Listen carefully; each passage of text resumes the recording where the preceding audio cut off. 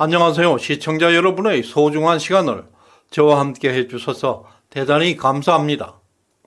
여러분의 끝없는 관심과 많은 댓글들은 저에게 큰 힘이 되고 있습니다. 오늘은 10월 5일 목요일입니다. 시청자 여러분, 다음 카카오와 네이버 포털 기업에 대해서 그동안 너무 방치해 왔습니다. 심도 있는 평가가 필요한 시점에 와 있습니다. 특히 다음 카카오는 2022년에 대학생들이 가장 취업하고 싶은 기업 1위에 꼽혔음에도 불구하고 다음 카카오의 정치적 성향에는 큰 논란이 따르고 있습니다. 네이버가 정치적으로 60% 좌편향되어 있다고 할 때 다음 카카오는 무려 90% 이상 극자 성향을 보이고 있는 곳입니다. 이런 상황에서 우리 청년들이 카카오와 네이버에 대한 환상이 지속되고 있다는 점은 크게 왜곡된 사회적 현상이라 하겠습니다. 드디어 그 사회적 병리 현상이 터졌습니다.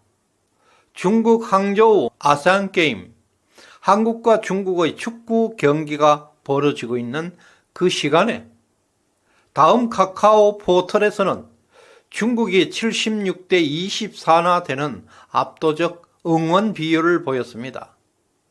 심지어 92대 8까지 나온 시간대도 있었습니다. 다음 카카오가 대한민국 기업임에도 불구하고 이러한 압도적 중국 우세 응원 비율은 있을 수도 없는 여론 조작입니다. 이뿐만 아니라 여자 축구에서도 같은 현상이 발생했습니다.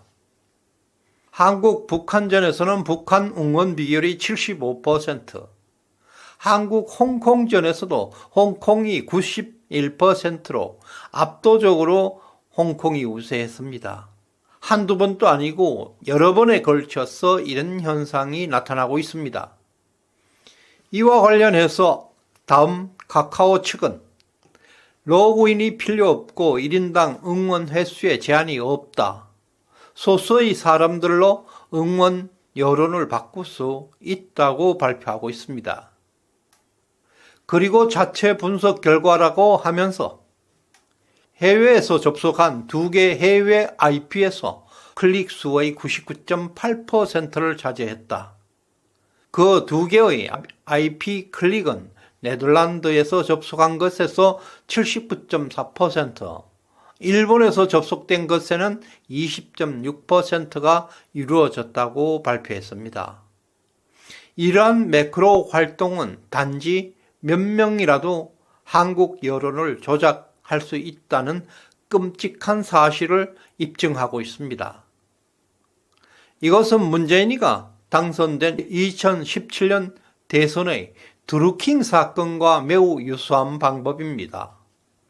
김명수가 주도했던 드루킹 사건은 단 600여 개의 아이디로 수만 개의 댓글을 조작해서 문재인에게 유리한 여론을 만들어서 대통령에 당선시킨 여론 조작 사건입니다.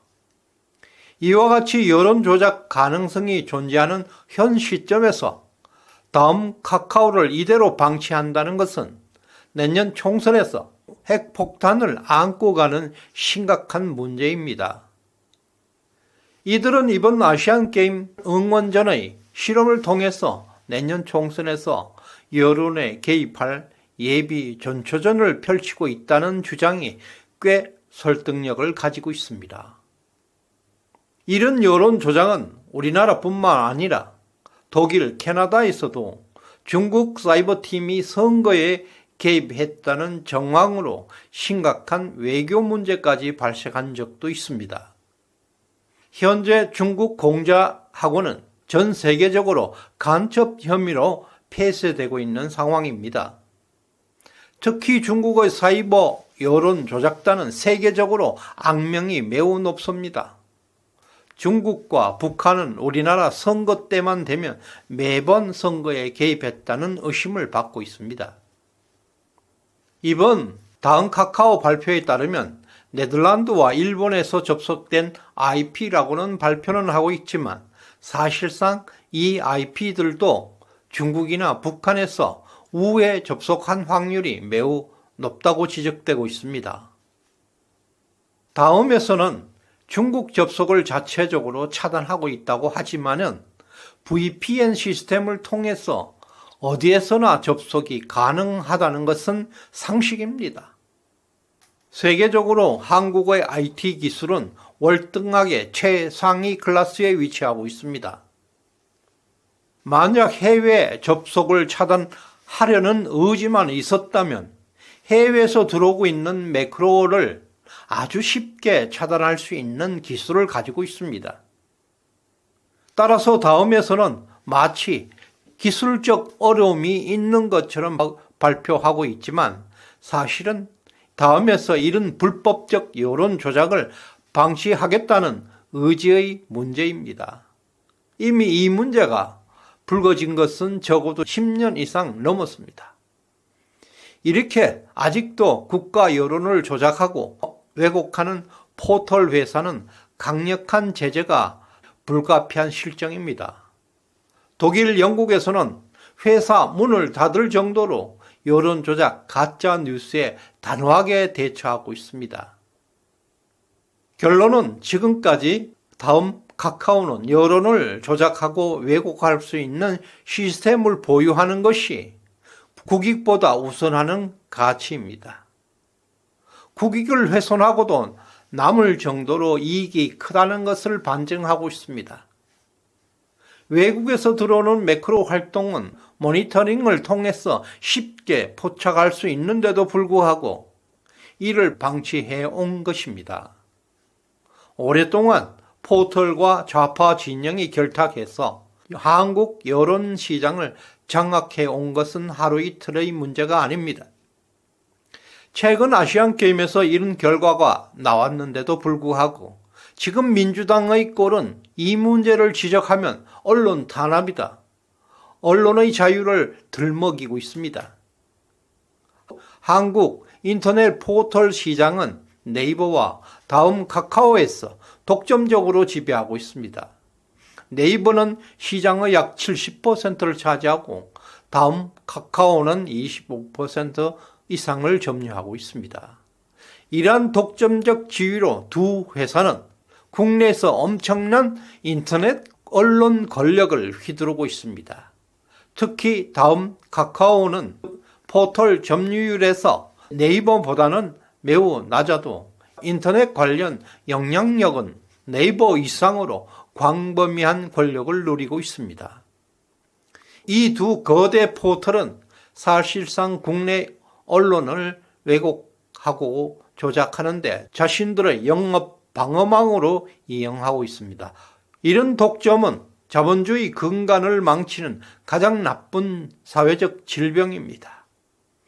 미국, 유럽 등 선진 자본주의 국가에서는 독점으로 생기는 이익을 국민들이 함께 누려야 할 혜택으로 간주합니다. 예를 들어서 미국에서는 구글, 아마존, 마이크로소프트 이와 같은 민간 기업이라 할지라도 지속적으로 독점적 요소를 제거하기 위한 감시, 감독을 통해서 독점을 방지하고 있습니다.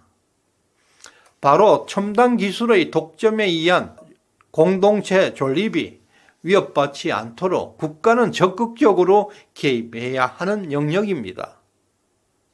현재 국힘당에서는 인터넷 접속자 국적 표기 법안을 국회에 제출하고 있습니다. 민주당의 거부로 국회에서 잠자고 있습니다.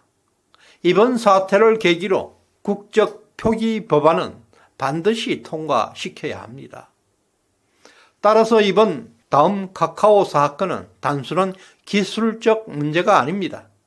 국가 안보 차원에서 심각한 문제로 접근해야 할 것입니다. 1부는 여기서 마치겠습니다. 2부에서는 다음 카카오가 어떤 특혜로 성장했고 그 충격적인 내막을 고발할 것입니다. 우리 대학생들이 가고 싶어하는 1위 기업의 환상에 대한 실상을 적나라하게 보여드릴 것입니다. 깜짝 놀랄 뉴스가 준비되고 있습니다. 많은 시청 바랍니다. 오늘 후원해주신 강민정님, 강영희님, 김희영님 진심으로 감사드립니다. 끝까지 시청해주셔서 고맙습니다.